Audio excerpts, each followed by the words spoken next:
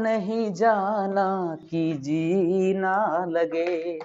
Good morning all of you, आप लोगों का स्वागत है मेरे online classes vision chemistry classes में और मैं अमित कुमार मंडल आप लोगों का स्वागत करता हूं।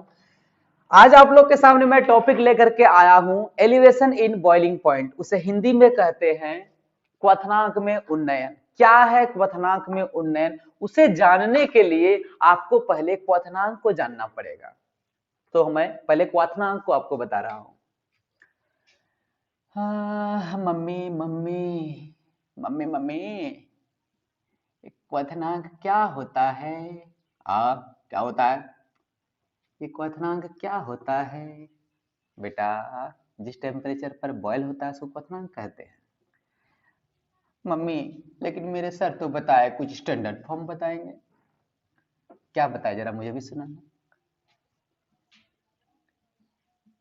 मुझे तो कुछ और ही बताए। चलो मैं देखता हूं क्या बताए। देखिए क्वथनांक क्या है, बॉइलिंग पॉइंट क्या है। जैसे ही बॉइलिंग पॉइंट का बात हम करेंगे तो आपके मन में यह चलेगा कि वह टेम्परेचर जिस पर कोई लिक्विड बॉयल करता है या लिक्विड वेपर स्टेट में चेंज हो जाता है उसे हम लोग बॉइलिंग पॉइंट कहते हैं। यही ना समझते होंगे। थोड़ा सा स्टैंडर्ड फॉर्म का हम लोग डेफिनेशन लेंगे। क्या डेफिनेशन लेंगे? तो सबसे पहले हम लोग समझेंगे कि आखिर बॉयल होता कैसे है, कोई भी लिक्विड बॉयल होता कैसे है। इस चीज को अगर जान जाएंगे तो डेफिनेशन निकालना बहुत बड़ी बात नहीं होगी। चलिए हम लोग देखते हैं। मान लिया जाए कि ये कोई लिक्विड है, ये कंटेनर में लिक्विड डाला हुआ है, लिक्विड डाला हुआ है, लिक्विड डाल दिया, ओके। और इसको हम लोग क्या कर रहे हैं? हीट कर रहे हैं। बर्नर लगा करके क्या कर रहे हैं? हीट कर रहे हैं। तो ये वेपोराइज्ड होगा। हम लोग बॉइलिंग पॉइंट का बात बोल रहे हैं। और हम लोग बचपन में ये भी पढ़ के आए हैं कि बॉइलिंग पॉइंट उस टेम्परेचर को कहते हैं जिस पर कि कोई बॉयल होता है। यहां पर देखेंगे क्या होता है। कोई भी लिक्विड तब तक बॉयल नहीं होता है जब तक कि उस लिक्विड के ऊपर का वेपर प्रेशर एटमॉस्फेरिक प्रेशर के इक्वल ना हो जाए। एटमॉस्फेरिक प्रेशर कितना है? 1 atm बोलिए, और 760 mm ऑफ Hg। तो हम लोग कोई भी लिक्विड को जब बॉयल करते हैं तो क्या होता है कि लिक्विड के ऊपर का जो वेपर प्रेशर है वो एटमॉस्फेरिक प्रेशर के इक्वल हो जाता है, वो बॉयल होने लगता है। उस टेम्परेचर को हम लोग बोलते हैं बॉइलिंग पॉइंट। उसी टेम्परेचर को क्या कहते हैं? Boiling point. यानी बोल सकते हैं कि वह टेम्परेचर जिसके द्वारा लिक्विड का जो करंट वेपर प्रेशर है वो एटमॉस्फेरिक प्रेशर के इक्वल हो जाए उसे ही क्या कहते हैं? बॉइलिंग पॉइंट कहते हैं। क्लियर है? इंग्लिश में बोले तो बोल सकते हैं हम लोग the temperature at which the current vapour pressure of liquid becomes equal to the vapor state or at atmospheric pressure। या फिर हम बोल सकते हैं कि boiling temperature is that temperature for all types of liquids in which vapor pressure of liquid becomes equal to the atmospheric pressure। हम कह सकते हैं वह ताप जिसके द्वारा किसी विलयन का वर्तमान वेपर प्रेशर एटमॉस्फेरिक प्रेशर के बराबर हो जाए उसे ही हम क्या कहते हैं? क्वथनांक कहते हैं। ठीक है, अब हम लोग देखेंगे ग्राफिकली, ग्राफ के माध्यम से हम लोग समझते हैं। जरा ग्राफ को भी समझ लिया जाए। मान लिया जाए ये ग्राफ है जो यह डिनोट करता है कि इधर वेपर प्रेशर है, वेपर प्रेशर है, और इधर टेम्परेचर है, टेम्परेचर। इधर वेपर प्रेशर है और इधर क्या है? टेम्परेचर है। तो हम जानते हैं जैसे कि रूम टेम्परेचर, तो रूम टेम्परेचर कितना होता है जी? 25 डिग्री सेल्सियस होता है। फिर यहां मान लेते हैं 50 डिग्री सेल्सियस है, फिर 75 डिग्री सेल्सियस है, फिर 100 डिग्री सेल्सियस है। अलग अलग टेम्परेचर है। ओके, हम जानते हैं अगर ये वाटर हो, अगर यह वाटर हो तो इसका बॉइलिंग पॉइंट कितना होता है? तो सर उतना ही होता है। कितना होता है? 100 डिग्री सेल्सियस होता है। कहां पर? तो एटमॉस्फेरिक प्रेशर पर। ठीक है, तो अब हम देखते हैं यहां पर कि वाटर अगर ले लिया जाए तो वाटर रूम टेम्परेचर पर, मान लिया जाए वाटर का यहां पर इसका वेपर प्रेशर है, ये करंट वेपर प्रेशर है। ओके, किस टेम्परेचर पर? तो रूम टेम्परेचर पर। मतलब कहने का मतलब है इसका यहाँ पर ग्राफ आएगा, यहाँ पर डॉटेड दे दिया, मान लिया जाए ए है या वाटर है, वाटर ही मान लेते हैं, वाटर है। ओके, अब क्या करेंगे, यहां पर मान लिया जाए कि 1 atm यानी एटमॉस्फेरिक प्रेशर है यहां पर, इसका वेपर प्रेशर जब तक यहां तक नहीं पहुंचेगा, इस लाइन पर टच नहीं करेगा, तब तक वह बॉयल नहीं होगा। इस लाइन को टच करना होगा, इसका वेपर प्रेशर को यहां तक पहुंचाना होगा, तभी क्या करेगा, वह बॉयल होगा। तो वहां तक पहुंचाने के लिए हम क्या करते हैं, टेम्परेचर को बढ़ाते हैं। टेम्परेचर को क्या करते हैं, बढ़ाते हैं। जैसे जैसे टेम्परेचर को बढ़ाएंगे, फिर बढ़ाएंगे, मतलब टेम्परेचर इतना बढ़ाएंगे, वेपर प्रेशर बढ़ेगा, फिर बढ़ाएंगे, फिर बढ़ेगा, फिर बढ़ाएंगे, फिर बढ़ेगा, बढ़ते बढ़ते बढ़ते क्रॉस करेगा लाइन को, कि नहीं करेगा, क्रॉस करेगा। देखते हैं, धीरे धीरे टेम्परेचर को बढ़ाए, वेपर प्रेशर और बढ़ा होगा, फिर टेम्परेचर बढ़ाए और वेपर प्रेशर बढ़ा होगा, और टेम्परेचर को बढ़ाए, हो सकता है यहाँ पर टच कर गया। जैसे टच कर गया तो इसका ग्राफ इस तरह से जाएगा, जाएगा। तो यहां पर इसको हम बोलेंगे बॉइलिंग पॉइंट। क्या बोलेंगे, बॉइलिंग पॉइंट। बॉइलिंग पॉइंट कहने का मतलब है यह वाला आपका क्या हो जाएगा, 100 डिग्री सेल्सियस इसका बॉइलिंग पॉइंट हो जाएगा। 100 डिग्री सेल्सियस क्या हो जाएगा, बॉइलिंग पॉइंट हो जाएगा। तो कहने का मतलब है कि वह टेम्परेचर जिस पर करंट वेपर प्रेशर कहां तक पहुंच गया, तो एटमॉस्फेरिक प्रेशर तक पहुंच गया, उसे हम लोग क्या कहते हैं, बॉइलिंग पॉइंट कहते हैं। अब समझिएगा, अगर कोई प्योर सॉल्वेंट में कोई नॉन वोलाटाइल सोल्यूट को ऐड कर दे, नॉन वोलाटाइल सोल्यूट हम बता चुके हैं, उस सोल्यूट को कहते हैं जिसका वेपर प्रेशर नहीं बनता है। तो नॉन वोलाटाइल सोल्यूट को जैसे ही हम ऐड कर देंगे तो होगा क्या, वह कुछ न कुछ एरिया को कवर कर लेगा। नॉन वोलाटाइल सोल्यूट का पार्टिकल्स कुछ न कुछ एरिया को क्या करेगा, कवर कर लेगा। तो जैसे ही एरिया को कवर कर लेगा तो कुछ न कुछ क्या हो जाएगा, उसका एरिया, पूरा सरफेस एरिया घट जाएगा। क्योंकि हम जानते हैं कि evaporation is a surface phenomena. हम बार बार चिल्ला चिल्ला करके, डांस कर करके बताएं आप लोगों को, पिछला वीडियो में आप देख सकते हैं। ओके, कि evaporation is a surface phenomena. तो अगर यहां पर नॉन वोलाटाइल सोल्यूट को हम अगर ऐड कर देते हैं, नॉन वोलाटाइल सोल्यूट को अगर हम ऐड कर देते हैं तो होगा क्या, यस, नॉन वोलाटाइल सोल्यूट कुछ न कुछ एरिया को कवर कर लेगा, जिससे कि सरफेस एरिया डिक्रीज कर जाएगा। और जैसे ही सरफेस एरिया डिक्रीज कर जाएगा तो होगा क्या, इवापोरेशन का रेट भी घट जाएगा। और इवापोरेशन का रेट घट जाएगा मतलब वेपर प्रेशर भी घट जाएगा। अब वेपर प्रेशर अगर घट गया तो ग्राफ में हम कैसे दिखाएंगे, पहले यहां पर था, अब नॉन वोलाटाइल सोल्यूट मिला दिए तो इसका वेपर यहां था, यहां पर हो गया होगा कहीं ना कहीं, बोल सकते हैं कंटेनिंग नॉन वोलाटाइल सोल्यूट कह सकते हैं। अब जैसे ही यहां पर घट गया वेपर प्रेशर, अब इसको एटमॉस्फेरिक प्रेशर तक पहुंचाने के लिए हमको ज्यादा से ज्यादा और ज्यादा गर्म करना पड़ेगा या नहीं करना पड़ेगा, तो सर बिल्कुल करना पड़ेगा, क्योंकि वेपर प्रेशर घट गया। अब इसके ग्राफ को देखा जाए, जैसे जैसे टेम्परेचर बढ़ाएंगे ये अभी क्या होगा, धीरे धीरे धीरे धीरे बढ़ना स्टार्ट होगा, बढ़ते बढ़ते बढ़ते बढ़ते बढ़ते बढ़ते बढ़ते बढ़ते कहीं जाएगा। जैसे यहां पर टच करेगा यह बॉयल होना फिर से स्टार्ट करेगा। इसके अगर ग्राफ को अगर हम डालें परपेंडिकुलर नीचे तो यहां पर आएगा, पहले यहां पर था, पहले इस पॉइंट पर था, अब इस पॉइंट पर है। पहले के टेम्परेचर को जो प्योर स्टेट में होता है उसके बॉइलिंग पॉइंट को हम लोग बोलते हैं टीबी नॉट, टीबी नॉट। और कंटेनिंग नॉन वोलाटाइल सोल्यूट वाला सॉल्यूशन का जो बॉइलिंग पॉइंट होगा उसको हम लोग कहते हैं टीबी। तो बोलेंगे कितना डिफरेंस है टेम्परेचर में, टेम्परेचर में कितना डिफरेंस है, तो सर यही वाला डिफरेंस है, यहां से यहां, यानी यहां से यहां, फिर यहां से यहां, यानी यह वाला डिफरेंस को ही हम लोग क्या बोलते हैं, डेल्टा टीबी। यानी delta TB is equal to लिख सकते हैं टीबी माइनस टीबी नॉट, और इसे ही हम लोग क्या कहते हैं, तो elevation in boiling point temperature कहते हैं, elevation in boiling point temperature कहते हैं। याद रखेंगे, elevation in boiling point temperature को हम लोग डेल्टा टीबी से नोट करते हैं, ठीक है। एलिवेशन इन बॉइलिंग पॉइंट को हम लोग डेल्टा टीबी से डिनोट करते हैं, जिसमें सॉल्यूशन का बॉइलिंग पॉइंट जिसमें कि नॉन वोलाटाइल सॉल्यूट ऐड है और प्योर सॉल्वेंट का जो बॉइलिंग पॉइंट है दोनों का डिफरेंस के बराबर होता है, ये याद रखेंगे। ओके, मैं फिर बता रहा हूं आपको।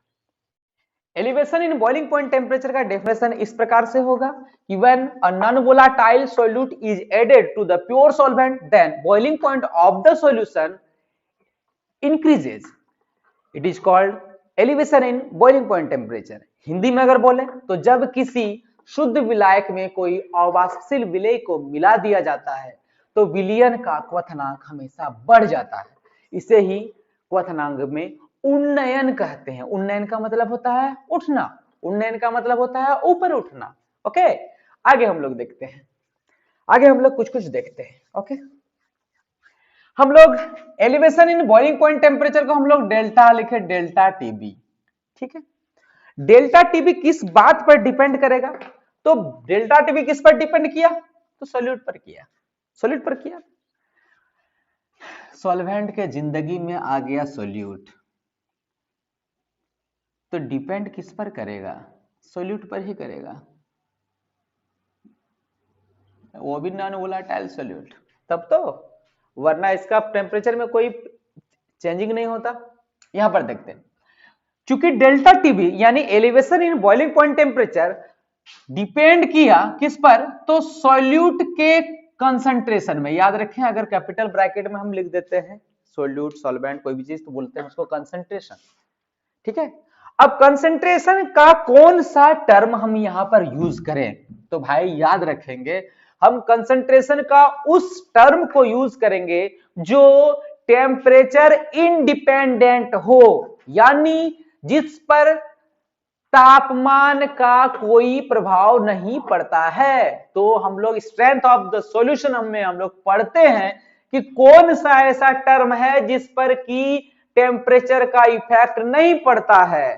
तो आप कहेंगे कि सर वो तो मोलालिटी होता है। हाँ जी, मोलालिटी होता है, बिल्कुल मोलालिटी होता है। मोलालिटी पर टेम्परेचर का इफेक्ट नहीं पड़ता है, तो हम लोग डेल्टा टीबी लिख सकते हैं। Delta TB is proportional to m, m for molality, m for molality. अब आगे हम लोग देखते हैं डेल्टा टीबी, ये यूनिवर्सल रूल है कि अगर प्रोपोर्शनल का साइन अगर हटता है तो इक्वल के साथ, इक्वल टू के साथ एक कांस्टेंट आता है, यहां पर के बी आएगा, के बी इंटू एम, जहां पर के बी को हम लोग कहते हैं molal elevation constant, molal elevation constant, where kb is called, where kb is called molar elevation constant. Okay, molar elevation constant. अब यहां पर समझते हैं एक बात और, अगर हम लोग मोलालिटी का फॉर्मूला को यहां पर डाल देते हैं तो kb इंटू मोलालिटी में हम लोग क्या जानते हैं? मोलालिटी हम लोग जानते हैं number of moles of solute per kg weight of the solvent, ये तो हम लोग पढ़े हैं।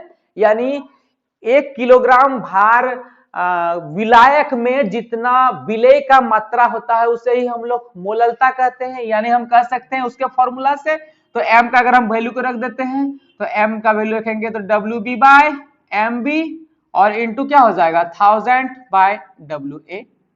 ये तो ये कहां से आया? तो यह मोलालिटी से आया। ओके, अब आता है एक बात, अब आता है कि अगर कहीं कहीं पर क्या होता है ना कि केबी का डेफिनेशन दे देता है कि मोलल एलिवेशन कांस्टेंट क्या है, पूछ देता है मोलल एलिवेशन कांस्टेंट क्या है, इसका यूनिट लिखो, बहुत ही इंपॉर्टेंट है। मैं इसको मिटा दूं, चाहा तो बहुत ना चाहूं तुम्हें, चाहत पे मगर कोई जोर नहीं, चाहा तो बहुत न चाहूं तुम्हें, चाहत पे मगर कोई जोर।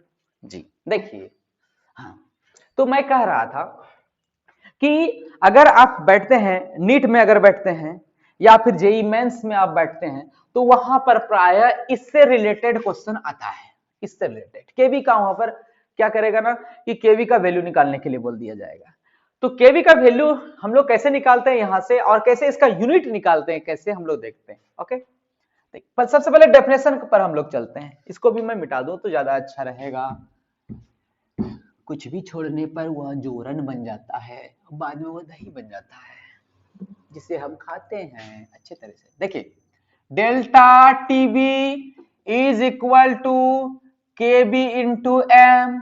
ओके, किसी भी चीज का डेफिनेशन निकालना हो, चाहे वह फिजिक्स रहे चाहे वह केमिस्ट्री रहे, तो हम लोग वन पर गेम करते हैं। वन पर गेम बोलने का मतलब क्या है कि हम लोग उसके साथ उससे रिलेटेड जितना भी टर्म है उसको यूनिट मान लेते हैं। तो केबी का डेफिनेशन निकालने के लिए हम लोग इसको अगर वन कर दें तो क्या हो जाएगा, केबी इंटू वन यानी डेल्टा टीबी। और डेल्टा टीबी क्या है, तो एलिवेशन इन बॉइलिंग पॉइंट है, यानी कह सकते हैं for one molal of the solution, for one molal of the solution elevation in boiling point is also called molal elevation constant.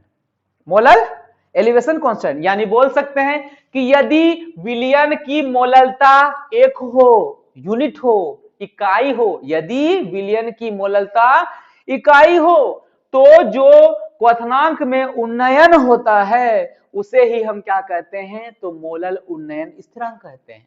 Molal उन्नयन स्थिरांक कहते हैं। अब इसका यूनिट कैसे निकालते हैं, देखिए यहां से यूनिट कैसे निकालते हैं।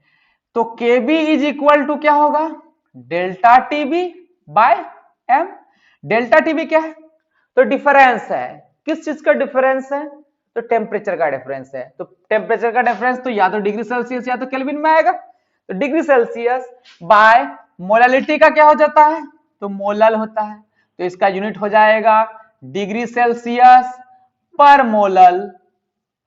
यह हो सकता है, या दूसरा क्या हो सकता है, फिर से देखें, डेल्टा टीबी, डेल्टा टीबी के बदले में हम लोग के लिख देते हैं केल्विन, और मोलालिटी के बदले में हम क्या लिख सकते हैं, तो मोलालिटी के बदले में हम लोग लिख सकते हैं मोल पर केजी। हम जान रहे हैं मोल पर केजी, तो यहां पर क्या हो जाएगा, मिल जाएगा मोल केल्विन किलोग्राम पर मोल, केल्विन किलोग्राम पर मोल। आप ये भी याद रख सकते हैं और ये भी याद रख सकते हैं। कोई किसी भी टर्म से दिया जा सकता है, किसी भी यूनिट को लिखा जा सकता है। क्वेश्चन जब आप क्रैक करेंगे तो पता चलेगा कि कौन सा है। ओके, ठीक है।